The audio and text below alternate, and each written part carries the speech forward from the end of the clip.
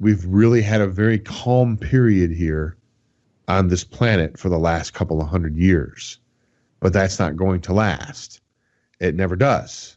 Adapt 2030 Mini Ice Age Conversations covers changes in our climate due to a new and intensifying grand solar minimum. In the media, overlooking, downplaying, or burying cold weather changes occurring on our planet. This is in order to keep the global warming agenda steaming full speed ahead.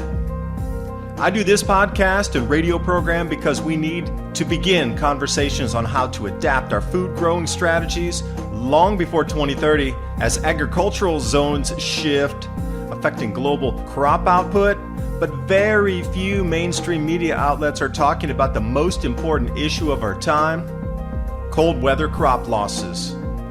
Our sun is going through a 400-year cycle, which has effects on our weather patterns as our magnetosphere weakens and the jet streams go out of flow.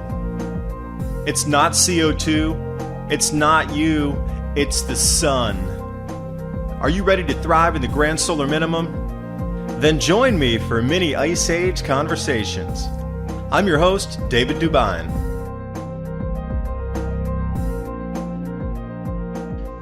Anyway, the Little Red Book and the way the students were mobilized first is like an 8-year training period. What they did, what I mean by that is they indoctrinated the students over 8 to 10 years of you got to ban this speech. You can't talk about this. If they speak like this, turn them in. If they speak like that, talk to the neighbors, get them disavowed in the neighborhood, make them lose face, if you will. And this was the playbook that they used in China.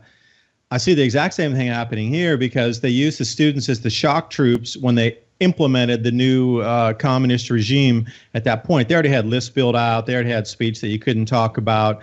Record albums were broken. If you owned records, if you owned instruments, if you owned books, if you owned eyeglasses because you could read, you were an enemy of the state. And it's very much the same thing now. You're an enemy of the state if you talk about alternative motives for, hey, the CO2 is not the main reason for global temperatures doing anything. It's the sun. That's heresy. I'm not living back in Copernican times, man. I thought we were living in a free internet, open, debatable society in 2018. What are you going to do? Burn me at the stake? It's almost like that. They try to burn your reputation and burn your job at the stake with all the trolls get together on the social media platforms and try to find out where you work. And then they'll write to your bosses in multiple emails and go, hey, this guy, he's this, that, or the other, or the girl, they're this, that, or the other. Oh my gosh, I can't believe I just said guy and girl. Am I so archaic? There must be multiple whatevers now. See what I mean? Like anything you say, whatever words you use can be used against you. So I think people are very, very tight-lipped, to try to get the message out through somebody else who has this is ridiculous, the censorship that's going on. Facebook's death spiral right now. It looks like Twitter's following closely on the heels. So when you see things like Minds and BitChute and Gab.ai and a few other alternative platforms coming up, I'm very excited to see the new future of the uncensored internet evolving before our eyes. Because the more people that get kicked off Twitter, the more they're moving over to Gab. The more Facebook censors, the more people are moving over to Minds, MINDS.com. The more people YouTube censors, the more people go over to Real.video, now named Brighteon, or they go over to BitChute. Everything's evolving. Look where the energy's flowing. Indeed, you are correct. This could tie into what we're talking about here somewhat. NASA chief says U.S. within 10 years of continuous manned presence on the moon.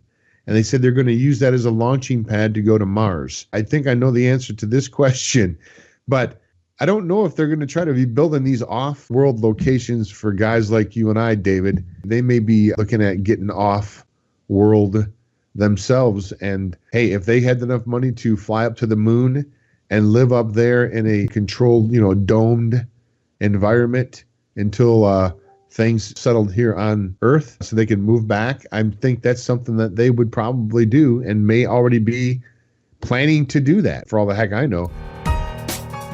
And this episode's brought to you by TrueLeafMarket.com.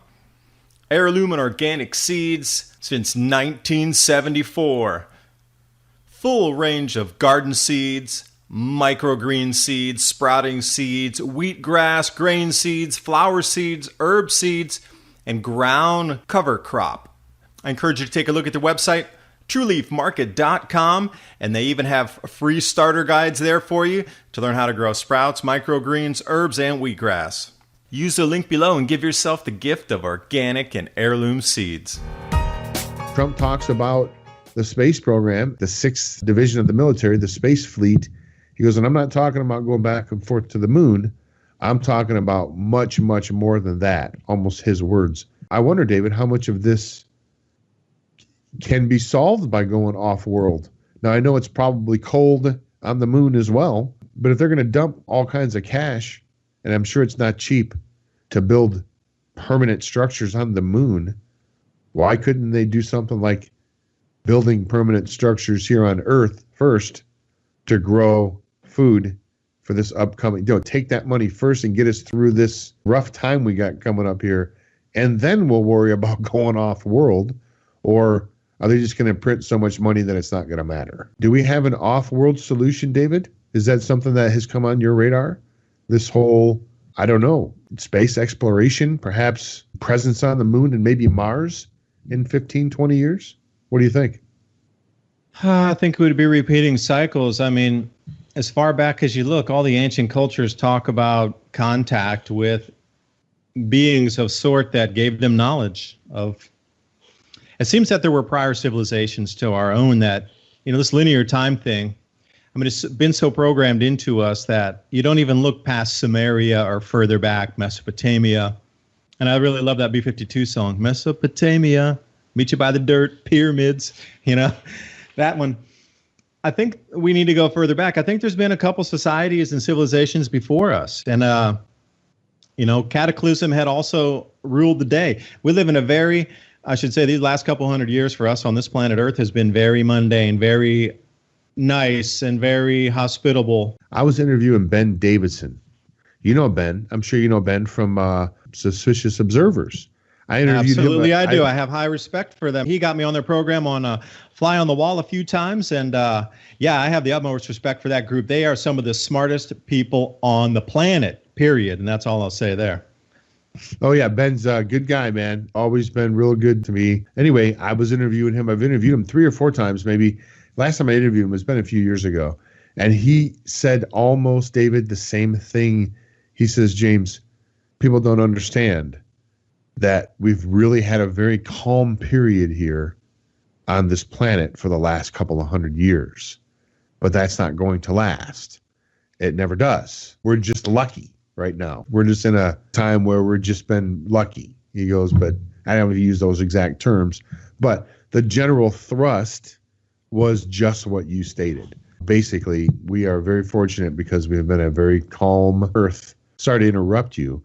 But yeah, that's the same thing Ben Davidson said. Just struck my memory from years back, that very conversation we had. Please continue. Sorry to interrupt.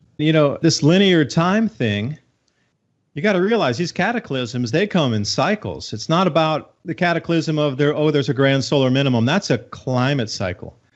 I'm talking about cosmic bombardment from things from space, because as we go in a cyclical pattern, you have to realize that some of these cycles they're talking about, 200 million years for us to come back to the same point in the arm of the spiral in the galaxy where we are.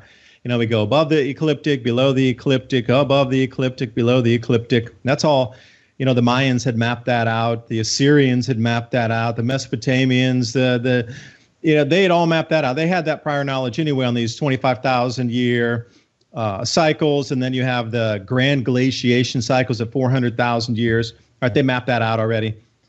But how did they know there was a 200 million year cycle where we come back to the exact same starting point after 200 million years around the galaxy once? So imagine how much can happen in that particular one round trip of 200 million years. How many cycles are contained within that? How many times would this planet be plunged into an ice age, into a grand glaciation ice age and back out, snowball Earth and back out, super hot planet, no ice at the poles and then back out? And it could all be mapped out if you had the cycles and you just knew it. You would know where the heavy debris areas in space that you transit through, the planet, the solar system. And if you knew what the sun would do, in terms of its magnetic field and how much it could repel space debris, or if it's in a very weakened state like we are now, how much space dust, rocks, debris can get past that field strength, if you will, and come right on in and start bombarding our planet. So we got to think in cycles when you're talking about these going off world. I believe that personally, we are definitely not even remotely close to being alone. Even within our own solar system, there's something like 500,000 planets that are life inhabitable as nice as Earth, in the sweet spot. They got water, they have continents, they have land, they have ocean. You have to think about so let's do simple numbers here. Our planet's only 4.5 billion years old. Conservatively, they say the entire, third dimensional space universe that we understand, stars, matter, plasma, etc., is around 14 billion years old. Some people say 12, others say 14. Okay, I'll even give you 12. We'll be super conservative. 12 billion years old for the entire universe. Our stars, our solar system, etc., 4.5 billion years. So something else. Other civilizations, other planets, other star systems, other galaxies literally have 6 billion plus years ahead of us in evolution. And imagine what we've done in the last 150 or 200 years with our technologies. Can you imagine a society on a different planet that's 20,000 years in front of us or 1 million years in front of us? Like, their technology would be pure on magic for us. And we consider we're the only thing revolving out here. Are you kidding me? We've been contacted. This is a planet that I would want to visit. If I had a spacecraft, I would want to come here. How about traveling interdimensionally? How about the stargates? How about the different technologies that are rumored to be around? They're not just rumored. They are just like set in stone, these technologies passed down through the generations and through the civilizations, epochs of time. You can't have all these same stories across all the continents. Come on, that's too crazy to have all the continents have all the same base stories about. No, it's impossible. We are definitely, I think we're just part of the greater space civilization. We're probably just like a little outpost out here, that some barbaric race. Don't go down there and you'd be scared to go down there. You might get eaten or something kind of planet. But I believe we are definitely in the midst of a galactic society for sure. My own personal opinion, you can agree or disagree. I just look at space a lot. I look at a lot of stuff in space, and there's no way that we're not in the mix. I've heard it explained here recently, and let's see if I can get this correct. If you look at the difference between us and, let's say, a monkey, we are very, very close in our genetic makeup. They say we are, I don't know how many, not very many percentages more intelligent than primates, than apes. Right, we're very, very close. We're only, I don't know what the percentage is. It's very small. The difference between our DNA is very small, just a very small amount of percentages. Well, I don't know the numbers, but at any rate, it's not much. And look how much more advanced we are than the primates as far as our ability to reason. And look what we've developed as far as technology is concerned, as far as communication, cell phones, video technology, satellites all across, orbiting around the Earth, and we can communicate worldwide, and we're just barely smarter than the primates. Okay, let's just put it that way. What if there's civilizations out there that are even 5% more advanced than we are? Even 3% more advanced. Can you imagine the type of technology that they would have? I think that intergalactic travel and interdimensional travel would seem to be a pretty simple thing for them to figure out. I don't know all the answers of who've been visited by, but if you watch Ancient Aliens, for example, and you see a lot of the drawings and you see a lot of the architecture, some of those monuments and stuff that they discover, they have engineers come in and say, listen, we would have a hard time and maybe even not even able to do it, with today's technology and all the heavy machinery and equipment that we have. We still may not even be able to pull this off, today. And they did this 3,000 years ago, 4,000 years ago, whatever it is. Yeah, something's going on, David. We've lost some great wealth of knowledge that I think that we could, or has been hidden from us or kept from us, that may be able to get us through these tough times. It's all about control. And certainly one of the main things that those in charge want to control, and they do, and they have managed to this point to control, quite effectively is information. The history is written by the victors, right? And they've really owned for a long time. They've owned a lot of the press, a lot of the media, a lot of the publishing companies. The main news and cable outlets, majority of them, have been under control. There's not just one group. There's an interconnected worldwide cabal, as we know. You call them the Illuminati or whatever you want to call them. Elite would probably be more accurate. I think that we have the potential to get through this. If we can get the technologies released that we have available to us, I believe. As far as the off-world thing goes, I don't even know how close we are to that type of technology. I would much rather take that money and put it, on-world here and try to solve what we got going on here. But there's no doubt that we got some tough times ahead of us. And again, I'll just circle back around to we really need to pull together because, we're really, a house divided cannot stand. And especially when it's under pressure as a nation and as a world, I think we're going to be coming under a lot of pressure.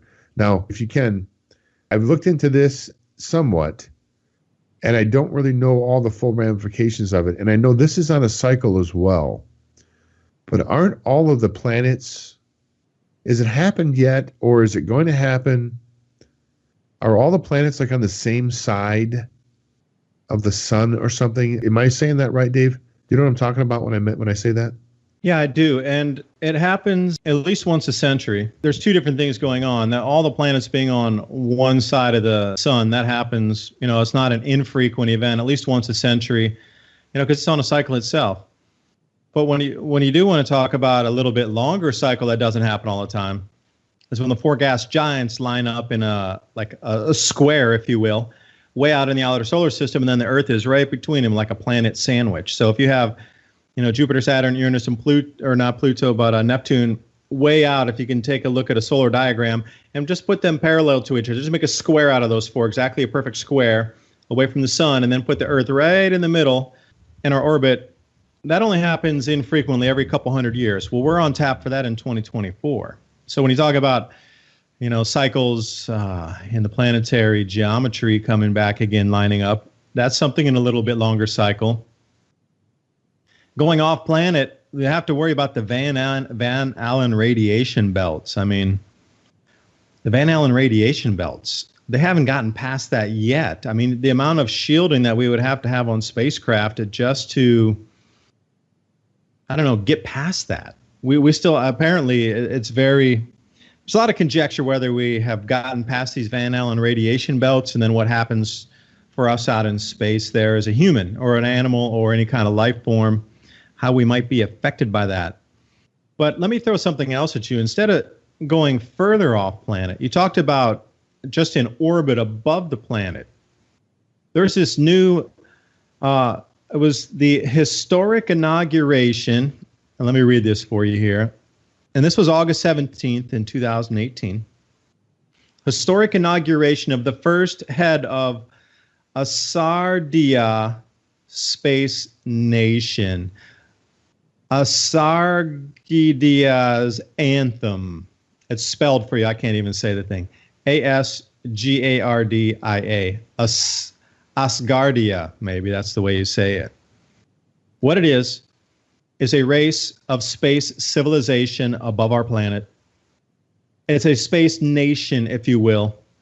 And they call on, it's a technocracy, basically, where they say you'll have freedom of speech and freedom to express opinions, etc., in their new space nation above our planet, but it'll be ruled by technocratic government. They'll tell you what you can eat, how much resource you can consume. Obviously, you're on a space platform. But they have already, and this is in play right now. I encourage everybody to take a look at this. The inauguration of the first head of Asgardia, the space nation. They're going to have their own passports, their own money above our planet. So maybe they're not planning to escape fully off planet. Maybe they're planning to just hover in orbit while the Earth inhabitants, those that don't go underground, will have to deal with the weather changes on the surface of the planet. So if I was, now think about that, they're kind of smart in doing this. They're splitting the possibility of survival of the species. So imagine if you were a central planner and you had known this event was coming along, would you put all of your eggs in one basket and take everybody underground? Because they know there's going to be massive geological upheaval and volcanic eruptions and all kind of craziness in the crust. You're going to have splits, fault splitting, sinkholes, fissures, all kind of crazy things happening within the surface of the crust. So even if you're underground, perhaps this is, whatever components are in there would be wiped out. So I would also, if I could, put something up in orbit to house several 100,000 people as a genetic, reserve, if you will, of smart minds and genetics. And then up there, you could educate, brainwash people, but hopefully they would teach them traditional sciences. So after this is over, maybe this is exactly what happened in the last previous civilizations was they knew these events were coming, and they also dissected and part of the civilization at that time went up into the orbit. Because because all these old legends always talk about they came down from the heavens in spacecraft.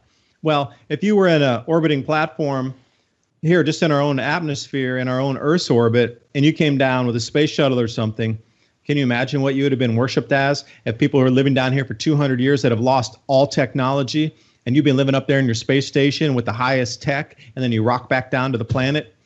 Space gods. Maybe they're not gods. Maybe they're just from the last civilization that decided to take to space for survival in our own Earth's orbit. Maybe that's a little too out there, but I don't know.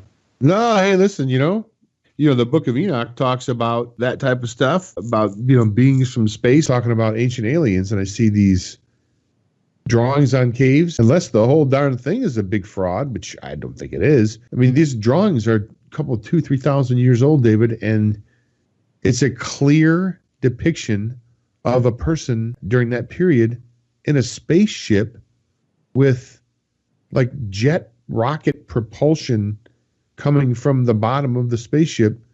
And they are like sort of like strapped in, like you would strap into a roller coaster ride or something at an amusement park where you're kind of strapped in. And that painting, I want to say it was from the 1500s, where it was a picture of maybe it was the Virgin Mary. But over in the background, there's like a spaceship in the picture, drawing in the painting of a spacecraft flying back over the head of the woman in the photo.